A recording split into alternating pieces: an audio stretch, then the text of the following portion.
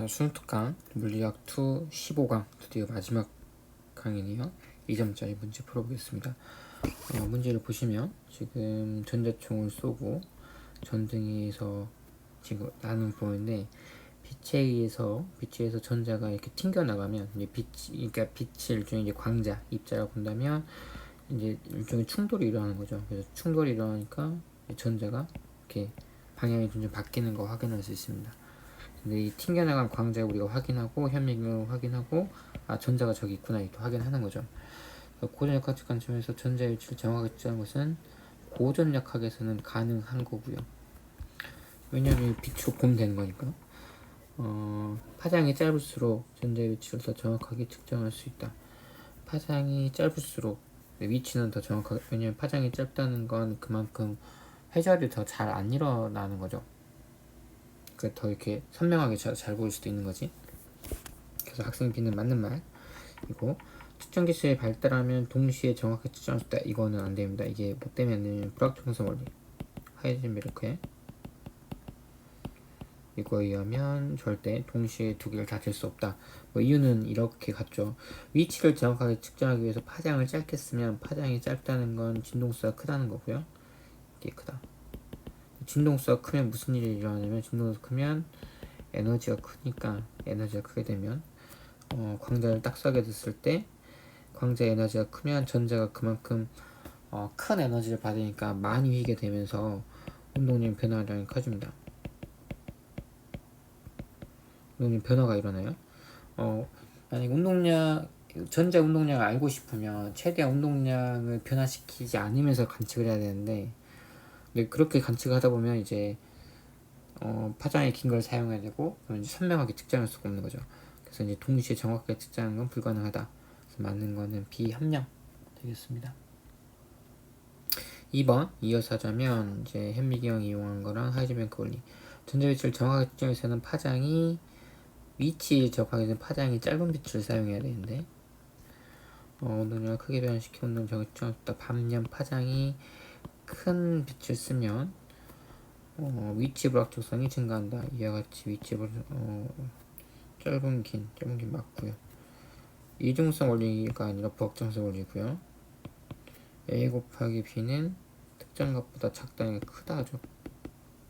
그러니까 델타 X, 위치에 대한 편차, 그러니까 불확정성이라고 부르는데 불확정도 곱하기 델타 P, 이게는 이제 그 운동량인데, 근데 주의할 점이, 사실 이걸 좀 주의해야 돼요. 이게 X에 대한 위치 불확정도면 이것도 X 운동량에 대한 불확정도라고 해야 돼요. 그래서 이게 특정값보다 커야 된다. 내가 책에 따라서 하라고 써있는 것도 있고 하바라고 써있는 것도 있고 2분의 하바라고 써있는 것도 있습니다. 이제 그 상황과 그때 이제 얼마나 정밀하게 하냐에 따라서 이런 식으로 식이 점점 나뉘는데요. 물론 이게 제일 정교하겠죠. 작으니까. 그래서 중요한 게 뭐냐면 델타 X, 델타 P, Y 방향에 대한 거는 0일 수 있어요. 그러니까 같은 방향으로의 위치와 운동량을 정확하게 못 재는 거지, 이렇게 다른 방향이면 0 되게 할 수 있습니다. 그러니까 이런 거 꼭 주의하세요. 이것까지는 고등학교 때 안 들을 것 같긴 한데, 아무튼 그림의 현미경을 이용해서 전자의 위치를 측정한 사고 실험이다. 옳은 거 골라라. 파장이 길면 파장이 길다는 건 에너지가 작다는 거고요. 에너지 작다. 에너지가 작으니까 전자의 운동량에 큰 변화를 안 주겠죠. 그래서 불확정성이 작아집니다. 그래서 기억은 아니고요. 파장이 짧다 그러면 에너지가 크다. 에너지가 큰 대신에 불확정성은 작아진다. 왜냐하면 이제 회절 같은 게 안 일어나니까. 선명하게 전자의 위치와 운동량을 동시에 측정할 수 없다는 걸 알 수 있다. 그렇죠. 그래서 맞은 4번 가면 될 것 같고, 4번 문제입니다. 얘 같은 경우에 지금 이쪽 세로 방향을 x 방향으로 했잖아요. 그래서 이쪽 델타 x, 그러니까 x 방향으로의 불확정성에 따라서 이쪽 방향의 불확정도가 결정이 된다는데, 우리 이거 한번 생각해 보세요. 이게 일종의 구멍인데, 구멍이 작을수록 회절이 잘 일어나죠.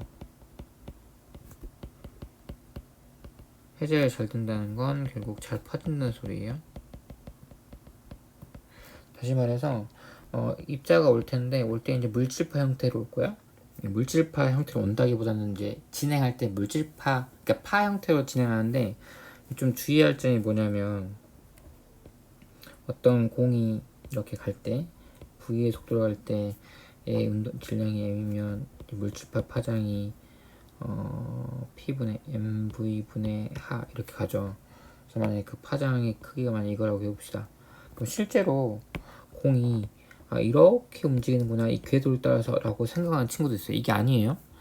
이거에 따라서 확률을 갖고 어느 위치에 쓸지에 대해서 말을 하는 거지 실제로 이 궤도를 따라 움직이는 게 절대 아니다 라는 거 생각을 꼭 한번 해주시고, 그래서 이 입자가 이렇게 오는데 이 사이즈에 따라서 회전하는 정도가 다르다. 회전을 한다는 건 결국 원래 운동량 방향은 이쪽 방향, 그러니까 마이너스 y 방향이죠. 왜냐면 여기가 x니까 이쪽이 y 방향이잖아요.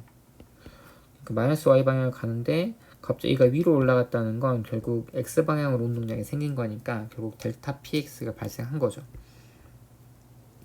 드로이 파장은 뭐 이거다. 이건 뭐 그렇게 어렵지 않은 거고요. 그리고 델타 x를 감소시키면, 그러니까 이걸 지금 감소시키면 지금 공이 여기를 통과하는데 사실은 회절이 일어나잖아요. 그 말은 공이 여기를 통과할지 여기를 통과할지 여기를 통과할지 모른다는 거예요. 근데 지금 이걸 줄여버리면 결국 여기를 통과한다는 거니까 정확도가 올라가는 거죠. 정확도가 올라가는 불확정성이 감소한다는 걸 의미합니다. 그래서 이거는 같은 말. 사실 이게 불확정성을 의미하니까 이게 감소한다는 건 결국 불확정성이 감소한다 이렇게 말할 수도 있겠죠. 델타 x를 감소시키면 반대로 회전이 더 잘 일어나니까 델타 px는 증가한다 이렇게 말해야 될 것 같습니다. 그래서 맞는 건 3번 이렇게 가면 될 것 같아요.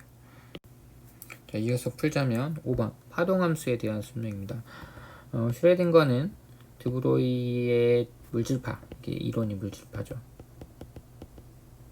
이게 참 재밌습니다.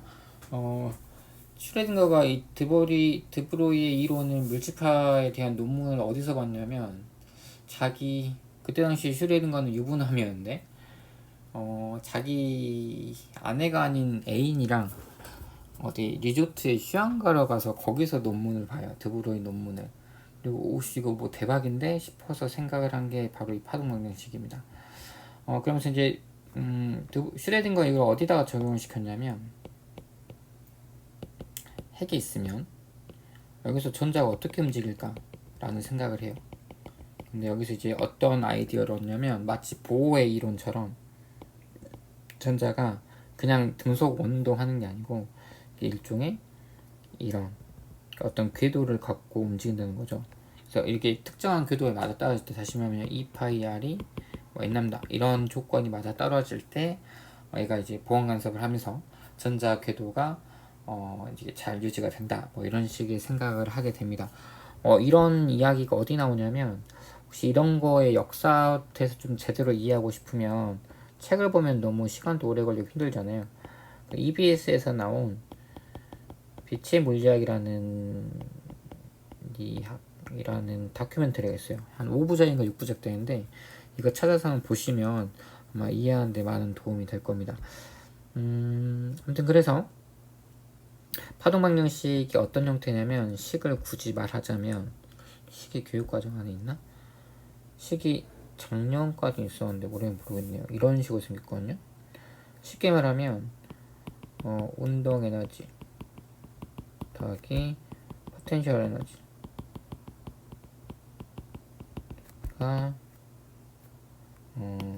역학적 에너지 이거가 식이에요. 뭐야 이거 그냥 역학적 에너지 보존 법칙 말하는 거잖아. 맞습니다. 슈레딩거 방정식의 파동 방정식은 그냥 역학적 에너지의 파동 버전이라고 생각하시면 돼요. 근데 어떻게 하냐면 보통 파동을 이렇게 쓰는데 이 파동에다가 되게 웃긴데 여기다가 라운드 1차원 그러니까 x방향만 할게요. 라운드 x분의 라운드 이게 지금 편미분하라는 소리죠. 이렇게 하면 무슨 일이 벌어지냐면 물론 앞에 개수가 이제 이렇게 있긴 하지만 그래서 이거는 그 복소수 할 때 그 i고요. 이거는 하바입니다. 2파이 분의 하. 그러니까 보통 하바라고 쓰는데 이렇게 해버리면 이게 어떻게 되냐면 운동량이 나오고요. 그리고 자기 함수가 그대로 나와요. 이유는 파동 함수 꼴이 어떤 꼴이냐면 주기 함수잖아요. 파동이니까. 그러니까 주기 함수니까 사인이나 코사인 꼴이에요. 그리고 여기 써 있는 게 여기 이제 뭐 kx 뭐 이런 식으로 써 있는데 k가 미분하면 이제 뭐가 하나 튀어나오면서 이게 이제 운동량처럼 이제 표현이 되니까 이런 식으로 나오게 되는데, 그래서 운동량이 튀어나오는데 운동량이 mv잖아요. p는 mv죠. 그러면 운동 에너지 EK는 2m분의 p 제곱이죠. 그래서 어떤 식으로 바꾸냐면 요거를 이렇게 해요. 2m분의 하 제곱되죠. 마이너스 붙이고 이거를 제곱하면, 그리고 라운드 제곱분의 라운드 x 제곱분의 라운드 제곱. 이게 운동 에너지를 만드는 하나의 그 어떤 계산하는 값, 연산자라고 부르는데, 그래서 이게 이렇게 이걸 이제 운동 에너지를 끄집어낼 수 있는 연산자다. 마치 요게 운동량을 이렇게 끄집어냈던 것처럼. 그래서 만약에 운동 에너지를 구하고 싶다. 그럼 어떻게 하면 되냐면 이렇게 하는 거예요. 마이너스 2m분의 좀 여기다가 자세히 쓸까요? 마이너스 2m분의 하바 제곱 라운드 x 제곱분의 라운드 제곱 파동함수. 이렇게 하면은 이게 운동 에너지가 튀어나오고 원래 본인 함수 이렇게 나온다. 이렇게 이제 말을 합니다. 그래서 이거를 총 이렇게 쓰면 총 에너지는, 그러니까 총 에너지는 이건 이제 파동 함수예요. 총 에너지에 해당하는 이 함수는 이제 이런 식으로 씁니다.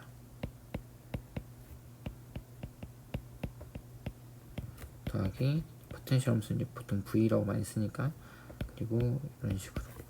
이게 뭐 시간에 무관한 거긴 한데, 이 식을 이제 유도하기 위해서는 이제 이게 어떤 꼴이냐, 이게 파동 함수라서 사인 그리고 코사인의 합으로 이렇게 선형결합으로 이렇게 이루어져 있는데, 이거를 보통 이제 이런 식으로 바꿔서 이제 쓰면 오일로 공식 이용해서, 그러면 이제 왜 이런 거를 하면은 운동 에너지가 튀어나오고, 이제 이런 것들을 한번 얘기해 볼 수 있습니다. 약간 수학적인 거라서 고등학교에서는 그렇게 많이 강요하지는 않을 것 같아요.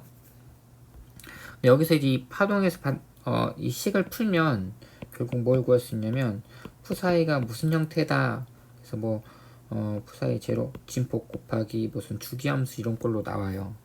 근데 이게 뭐를, 이거 자체가 사실 의미하는 바는 크지 않고요. 이거의 제곱값 이거의 제곱값, 이게 큰 의미를 갖습니다. 이게 일종의 이게 이제 물질파잖아요. 어떻게 보면 드보로이 파장이니까. 그러면 이게 뭘 나타내면 요게 일종의 확률을 나타내요. 그래서 마이너스 무한대부터 무한대까지 이런 식으로 해보면 이건 1 되고요. 이게 확률이니까 전 구간에서 나타나는 총 확률은 1이겠죠. 그래서 만약에 어떤 A부터 B까지 이렇게 해버리면 특정 구역, 그러니까 A에서 B 구역 사이에서 나타나는 확률, 그래서 우리는 보통 이거의 제곱, 이거를 뭐라 부르냐면 확률 밀도 함수 이렇게 부르기도 합니다. 특정 구역에서 발견된 확률은 푸사이 이게 아니고요. 푸사이 제곱을 의미한다 라고 생각을 해주시는 게 좋고요. 푸사이는 직접 측정하고 관찰할 수 있는 양이 아니에요. 푸사이 자체는 물리적 의미가 있다기보다는 이거 제곱이 의미가 있다라고 생각을 하셔야 되고요. 이거 아무래도 확률이다 보니까 직접 관찰할 수 있는 양은 아닙니다. 전제를 발견할 수 있는 전 구간에서 이거의 합은 1이다. 이게 이제 확률이니까 이게 모두 더한 건 1이다 라고 말할 수 있겠네요. 맞는 건 디귿 하나 되겠습니다. 6번 이어서 하자면 이제 수소원자 양자수 나오죠. 주양자수, 궤도양자수 뭐 이렇게 나오는데, 주양자수는 말 그대로 궤도 크기를 생각하시면 됩니다. 그러니까 여기 플러스 핵이 있으면 1번 라인에 있을 거냐, 얘는 1에, 아니면 2번 라인에 있을 거냐, 얘는 2에, 이걸 의미하고요. 궤도 양자수는 얘가 이제 어떤 모양으로 도냐에 따라서 이제 궤도 양자수가 결정이 되고요. 근데 아마 이거 크기를 보시면 아마 이렇습니다. n은 정수고요. 1, 2, 3 이런 정수를 갖고요. l도 정수를 갖는데 어떻게 갖냐면 0부터 시작해서 n-1까지 가져요. 그러니까 만약에 n이 1이면 가질 수 있는 건 0밖에 없어요. 근데 n이 2면 가질 수 있는 게 0과 1을 가질 수 있고요. 그래서 n-1까지 가질 수 있다. 그리고 마지막으로 m, 이제 스핀 양자수인데, 이건 보통 자기 양자수라고 부르게 하죠. 자기 스핀 양자수 이렇게 부르게 하는데, 스핀 양자수는 다른 개념이에요. 미안. 이건 이제 자기 양자수라고 부르는데요. 이 자기 양자수가 있고 또 이 스핀 양자수 이렇게 MS가 따로 있는데 이건 이제 무시하겠습니다. 미안해요. 이 자기 양자수 같은 경우에는 가질 수 있는 값이 마이너스 L 플러스 1, 0, 1, 2, 3, L까지 같습니다. 자, 그래서 기억은 에너지랑 관련이 있죠. 왜냐하면 에너지가 n제곱과 관련이 있으니까. 그래서 기억은 맞는 말이고요. 얘는 자기 양자수다. 이거 자기 양자수라고 불려요. 왜냐하면 각 운동량이 항성분인데 누구의 각 운동량이냐면 전자의 각 운동량이군요. 그러니까 전자가 돌아야 돼. 각 운동한다는 건 돈다는 의미예요. 어느 방향으로 도냐에 따라서 전류 방향이 결정되기 때문에 결국 스핀, 다시 말하면 그 자기장 방향이 결정됩니다. 그래서 자기 양자수라고 부르기도 하죠. n이 2일 때 가능한 양자수, 그러니까 이런 관계가 있으니까 가능한 거는 2, 0, 0 가능하고요. 2가 L이 1일 때 1을 가질 수 있고 그때 0, 2, 1, 1, 2, 1, 마이너스 이렇게 가질 수 있겠죠. 총 4개다. 맞네요. 맞는 거는 5번 되겠습니다. 6번 이어서 7번이군요. 이어서 빨리 볼게요. 이거는 옛날 모형, 수소 원자 모형 보호 거. 얘는 이제 오비탈 개념으로 하는 현대적 구름 모양이다. 이렇게 나오죠. 가가 얘가 불확정성 같진 않죠. 이게 흐트러져 있는 이게 확률적으로 존재하는 게 이게 불확정성 원리니까 가는 이상하고요. 보호는 이제 그 양자 역학을 공부하면서 그 같은 편이면서도 많이 싸웠던 인물이 하이젠베르크거든요. 근데 이제 보호 같은 경우는 상보성의 원리를 굉장히 많이 강조했고, 그리고 이제 하이젠베르크는 불확정성 원리를 많이 강조했는데, 대충 보면 둘이 똑같은 말 하고 있거든요. 근데 그거 왜 싸우나 하겠지만, 혹시 이거에 관심이 있고, 혹시 뭐 면접이 됐든, 이거를 좀 더 관심 있는 친구들은 영상도 찾아보시고, 책도 좀 찾아봐야 그 두 개를 구분하기가 좀 더 쉬울 거예요. 영상으로는 아까 말했지만, 그 EBS의 그 뭐였죠? 빛의 물리학, 이거를 추천하고요. 책으로 보겠다라는 친구는 이게 역사책인데 누가 썼냐면 이거는요, 짐 베것이라는 친구가 쓴 건데 퀀텀 스토리가 있어요. 예전 수업 시간에 제가 학생들한테 한번 소개해 준 것 같은데, 퀀텀 스토리 보면 크게 2부로 나눠지는데 1, 2부, 2부 여기까지는 한 처음부터 시작해서 한 절반 이상까지는 매우 재밌게 넘어가요. 왜냐면 우리가 알고 있는 내용들이 굉장히 많이 나오거든요. 뒷부분이 조금 어려운데요. 앞부분 여기까지만 읽어도 이런 거는 충분히 이해하는데 도움이 많이 될 겁니다. 아무튼 니은 나에서 수소원자 에너지 준위가 연속적인 건 아니잖아요. 여기 있고 여기 있는 거니까 아니고요. 나에서 전자의 위치를 확률로 나타내죠. 그래서 맞는 거는 2번 하나 되겠네요. 8번 딱 한 문제 남았습니다. 현대적 원자 모형에서 구한 에너지 준위가 이런 형태다 라고 했네요. 내가 아까 이상한 말 했다. 이렇게 했는데 맞는 말인가? 잘못 말했네요. 궤도 반지름이 n제곱에 비례하고요. 그리고 에너지는 n제곱분의 1에 비례하죠. 오, 큰일 날 뻔했네요. 여기 아닙니다. 실제 에너지가 r분의 1 꼴이라서 이런 관계가 성립을 하죠. 큰일 날 뻔했네요. 흡수하거나 방출한다 라고 했습니다. 전자가 언제부터 모일수록 에너지가 커진다. 왜냐면 n이 커지면 커질수록 마치 숫자는 작아지면 앞에 마이너스가 있기 때문에 결국 의미상으로는 커진다 라고 말할 수 있고요. 수소원자에서 전자에 전이할 때 방출한 빛의 스펙트럼은 선, 왜냐면 불연속적이니까 선이 나올 거다. 실제로 그거 분광기로 봐도 그렇게 보이죠. 무한대에서 1로 전자가 전진할 때 파장이 가장 빈 빛 n이 1부터 쭉쭉쭉쭉 있을 건데 무한대에서 오는 게 제 에너지 차가 크잖아요. 그러니까 제일 파장이 짧은 놈이 여기 있죠. 에너지가 크니까. 그래서 디귿 하나 이상입니다. 그래서 맞는 건 기억과 니은 3번으로 가면 될 것 같습니다. 3점짜리 남았네요. 3점짜리 6문제밖에 없어요. 빨리 하면 좋을 것 같습니다.